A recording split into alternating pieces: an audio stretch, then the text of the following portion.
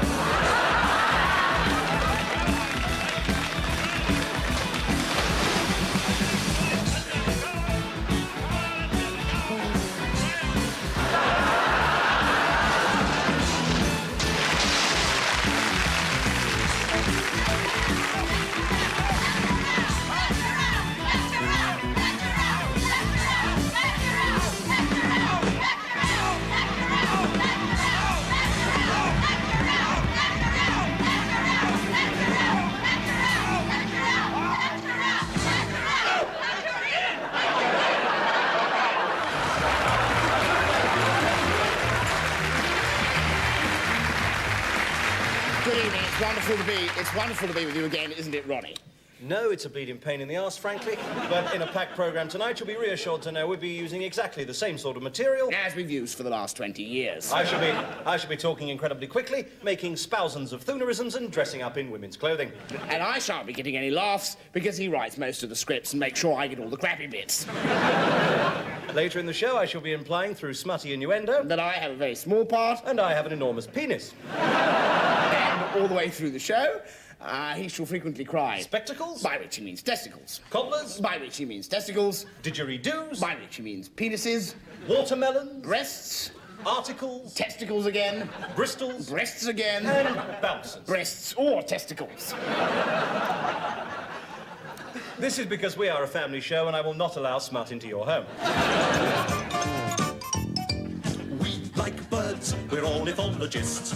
Ornithologists. I got a nice pair of binoculars. You can stick them up on your tripod. We're marching up and down the spot, spot, spot. Cause the sodding choreographers are what. And we couldn't care a jot if we're military men or not. With a bum, how's your father? Puzzly-eyed, they just crawling through the grass. Thistles in me hair and bracken up me anus. I'm through to bits if I see a pair of tits. And I love to watch the sun go down. Oh, vagina, over Chinatown. We're titting up and down on the willy bum bum. We're wrecking around with the cobblers, nobblers, nippling along with a pain in the bonkers, piddling about in the bum. Yes, I wear my scarf when the weather turns bitter. Everybody calls him the muffled titter. I love it when the birds come a-pecking at me nuts. Oh, in the bum tit, how's your father? Sickle the dildo, I'm a raven maniac. Got half a dozen chicks in me bivouac. I love to see them squirm with delight when I'm giving them a little bit of worm at night. J. Arthur Rank and the titty bum Urals nippling away with a pain in the Balkans. Spotty botty wee wee piddling about in the Jimmy Riddle Camelicker Orchestra. Nickers up and down to me, Willy Bum Cooley, knockers to the Mabberley, Nympho Beaver, knackers in the Baltic, clappering away so we nicker and we knacker and we knock her all day. Nickers up and down to me, Willy Bum Cooley, knockers to the Mabberley, Nympho Beaver, knackers in the Baltic, clappering away so we nicker and we knacker and we knock her and we knacker and we nicker and we knacker and we knock her all day. just the kind of bad language and, above all, endless references to parts of the body that are becoming, by their ceaseless repetition, knob in the media, just part and parcel and pubes of everyday conversation. And that is why I insist that we must massage the bad language out of television rump. So what you're saying is that without our knowing it, our Tickle My Nuts language is becoming... Inner thigh, yes. Dr. Bison, if I may turn over, I like it better that way to you. Well, I'm sorry. I just can't see what proof the Reverend Bartholomew has for this strange breast-fondling theory. Well, you just have to listen. You just have to listen, Dr. Stifled Moan Weissen. Did you realize that in the middle of that sentence, for instance, you said breast-fondling large nipple? I did not! Yes, yank on it, you did. That's my whole big thing point. People are swearing and uttering obscenities, take me, without even knowing it. Oh, huge melons! You are, I'm afraid, imagining this pantyhose reverend. Which is hardly surprising, coming as it does from a soft underbelly just above the private equipment minister of the church. I beg your pardon, Wang. Now let's be balls pizzle frank about this. Well, I'm sorry, gentlemen. That's all the lipstick around the nipple we have time for. Wang, wang, wang. Great, huge, wobbly dangly. I was walking through the jungle just the other night. I heard a big rumble and I thought it was a fight. When I stood and listened and began to move my feet, it was a jungle Ramadan and I can believe it was a jungle.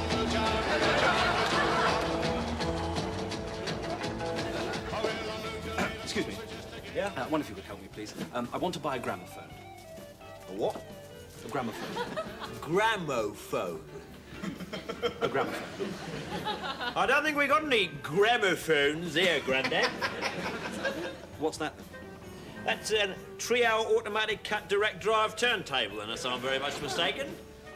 What's the difference between that and a gramophone? Well, about 30 years in a plastic cupboard, you, Chief? Well, I'd like one of these, please. You sure? Yes, please. All right. This is going to be good. Right, well, as you can see, it's got all the speeds. It's got 33 and 45. Yes, what do I do with my old 78s? What do you say?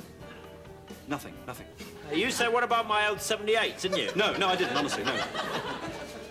All right. So, you got your deck. Right. Do you want a Dolby with it? Yes, please. You only get Dolbys with tape recorders, Chief, all right? Do you want an amp? No, I won't. You won't hear anything, Grandad, without an amp, I'm afraid. So, of course, yes, I want an amp. You want Yes, an an amp. Yes, All right, what sort of output are you looking for? What sort have you got? No clues. About medium? How many watts, exactly? Oh, I should think about 3. No, 2,000. 500. 30. 30. So you know all about it now, do you? You want a 30-watt amp? A 30-watt amp. Do you want speakers? Yes. Do you want rumble filters? Yes. Do you want a bag on your head? Yes. There we are, a bag on your head. So you got your deck, you got your amp, you got your rumble filters, and of course, you have your bag on your head. Now, do you want woofers and tweeters? No, I don't want stupid things like Well, you woofers. got them whether you want them or not, Grandad. They're in your speakers. You've been telling us you don't want slimline salad dressing. Yes, I do want slimline salad dressing. Not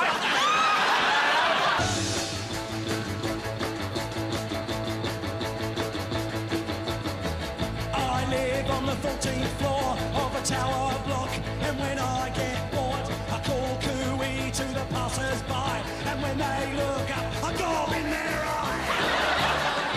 'Cause I hate your guts. Come on, you. Kick you in the nuts. You're a stupid old git. Come on, you. 'Cause you're full of shit.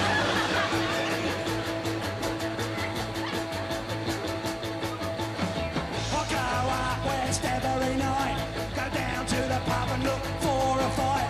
I have 10 lagers, then I have 10 more. Then I jump up and down, and I'm sick on the floor. 'Cause your hands are cold. 'Cause you're far too old. a stupid old straight.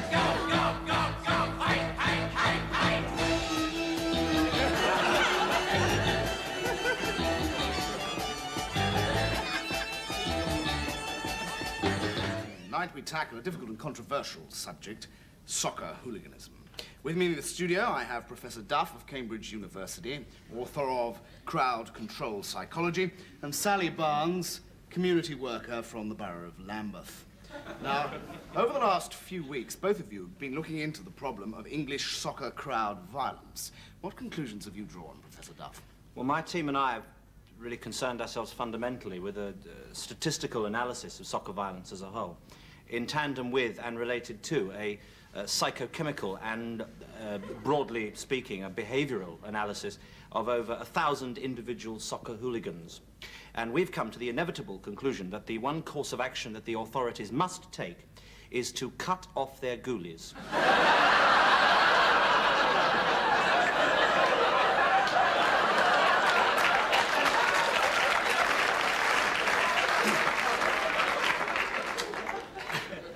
I'm sorry? Cut their ghoulies off. Yes. Well, Sally, I'm sure you'll have something to say about that point of view. Look, Jonathan, I know these kids. I've worked in the areas we're talking about around Lambeth, Lewisham. I know their problems. I know their frustrations, lack of community facilities. I know their parents. And in my opinion, Professor Duff's suggestion that we should cut off their ghoulies is the only solution.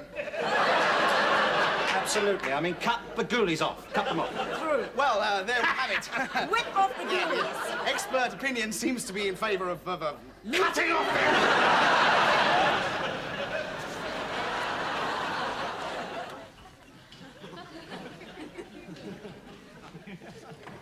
Right. Come in. The woman who's been a guinea pig for the new contraceptive sponge says it's no good, as she's now got a cake in the oven. Lord Lucan has been found. Apparently he has been playing centre forward for Bristol City. Time now for our regular Gob of the Month competition. First, Peter Lloyd of Watford. Gob A, Peter seems at first to be salivating quite normally, and then bang, an alley pass.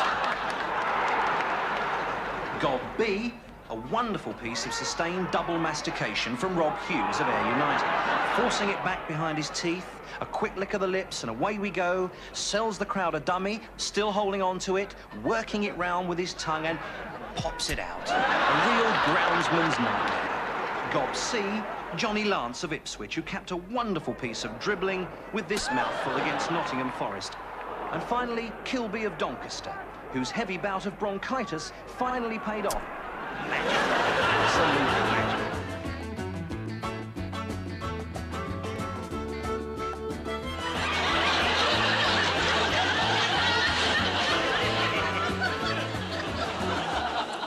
Well, that was an excerpt from the controversial and some would say scurrilous new British picture, The General Synod's Life of Christ.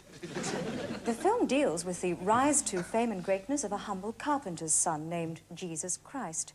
But many people have seen in the film a thinly disguised and blasphemous attack on the life of Monty Python. Python worshippers claim the film sets out to ridicule by parody the actual members of Monty Python. Men who, even today, are worshipped and revered throughout the Western world. Now, Alexander Walker, what did you think of the picture? Well, I was appalled. I mean, I actually find it deeply offensive that in a country that is still ostensibly a Python-worshipping country, that a 14-year-old child can actually get in to see this film. I mean, there is little enough proper Python around these days without parading this distorted garbage about. Bishop, you directed the film. Did you expect this kind of reaction? Well, I certainly didn't expect the Spanish Inquisition.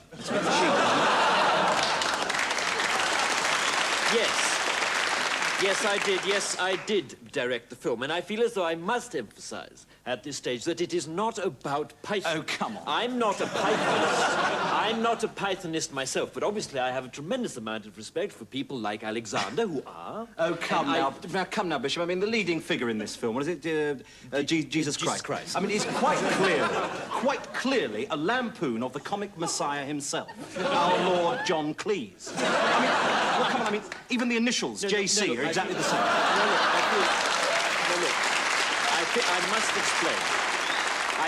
I must explain to you, the Christ figure is not Cleese. Oh, come on. No, he's just an ordinary man who happens to have been born in Weston-super-Mare at the same time as Mr. Cleese. Jonathan, you know as well as I he do. Is mistaken, The point he is mistaken for the comic messiah himself by vast crowds of people who follow him about, doing silly walks, You're underestimating your public. shouting, no, no, not the comfy chair, and other slogans from the good box. No, I'm sorry, Jonathan, whatever you say, this film is a highly distasteful one. I mean, have people forgotten how Monty Python suffered for us? I know. How often the sketches failed? I mean, these men died for us, frequently. I mean, if Python is immortal, as Pythonists believe, then I can't believe that a mere film, A 10th-rate could put them off. I mean, in the words of John Cleese, whenever 2 or 3 are gathered together in one place, then they shall perform the parrot sketch. It is an ex-parrot. It has ceased to be. Indeed. Well, Alexander Walker, the final scene of the picture has attracted the most attention. Right, well, now here, I think we have the ultimate blasphemy. I mean, it is set in a hotel in Torquay, and literally hundreds of Spanish waiters are being clipped about the ear by this Jesus Christ bloke. It is obviously a lampoon of the comic messiah's greatest half hour. It's not at all. The point, it's Torbay. Thank you both Oh, very come on, much Torbay, indeed. Torquay. I mean, we're Bishop, quibbling, aren't we? Alexander Walker, thank you very much indeed. Thank you. Quiet, Daniel! Quiet! Will you never be still with your devilish noise day and night, never ceasing? Stop! Stop!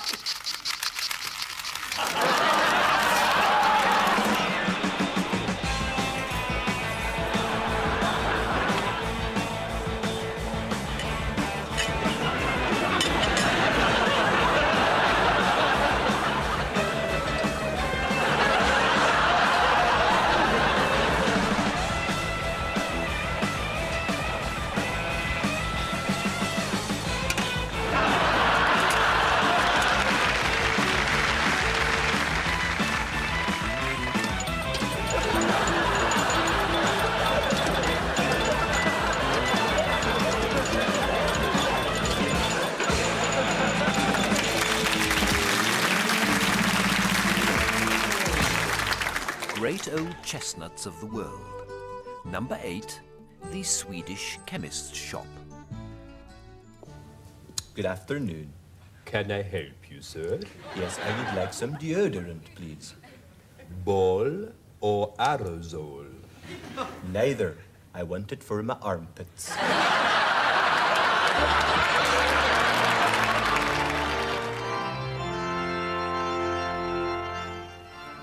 Good evening.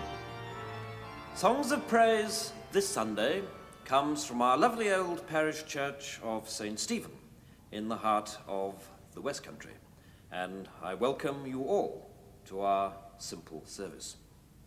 You join a full congregation of local people who have come to worship tonight. Indeed, it makes quite a change to have so many here, because it wasn't quite the same story last week, for instance, was it? Last week, the congregation numbered 7, 4 of whom had turned up a week early by mistake. And the week before that, Harvest Sunday, there were 3 of us. Myself, the organist, Mr. Posner, and a tin of spaghetti. Where were you bastards then? Sitting on your fat agnostic arses in front of Holiday 82, I should think. Watching the Reverend Cliff Mitchellmore preaching on suntan availability in the Algarve. But not tonight, eh? Oh, no. Not when there's a chance of getting your fizzog on the goggle box. You trot along in your nasty little suits, and my God, didn't the hat shop do well this week? You come swanning in here, sitting on pews that haven't seen your bum or any bum in a month of Sundays. You don't know whether to sit, kneel, or stand. You're up and down like a whore's drawers. Christ was right, wasn't he? When 2 or 3 are gathered together in my name, the service can't be on television. Oh, to hell with it. We'll sing hymn number 387. Good Christian men rejoice, the Bieber back in town.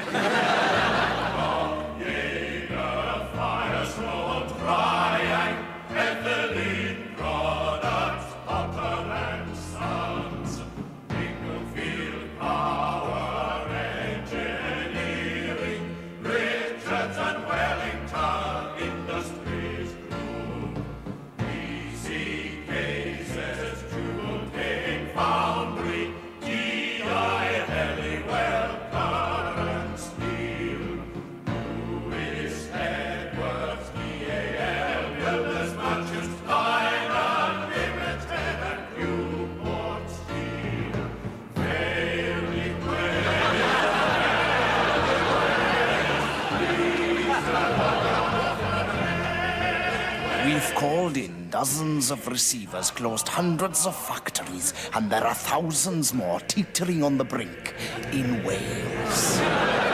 Mr. Wimbley? That's me. I'm Claire Wimbush. Oh, hello, lass. I'm from the Youth Opportunities Programme. Well, sit down, sit down, sit down. What can I do for you? Have a Rumbley's pie. Thank you very much.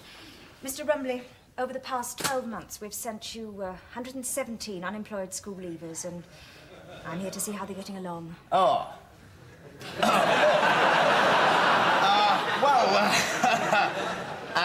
Yes.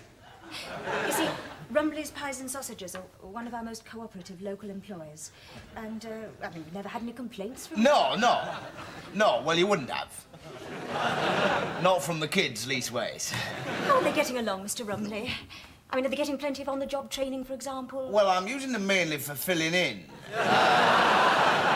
As it were. Well, I must say, Mr. Rumbley, you are the ideal employer. And not a hint of racial prejudice. No. Bloody well hope not. Care for a black pudding?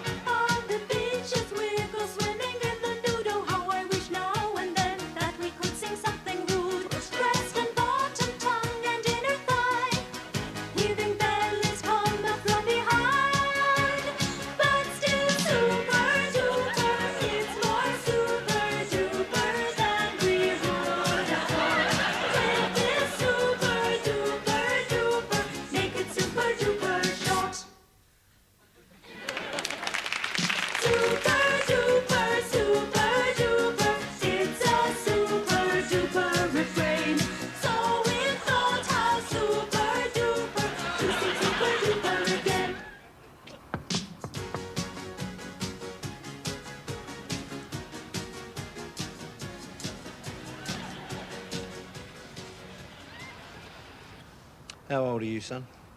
17. And the young lady? Is she 16? Not yet. In about 10 minutes.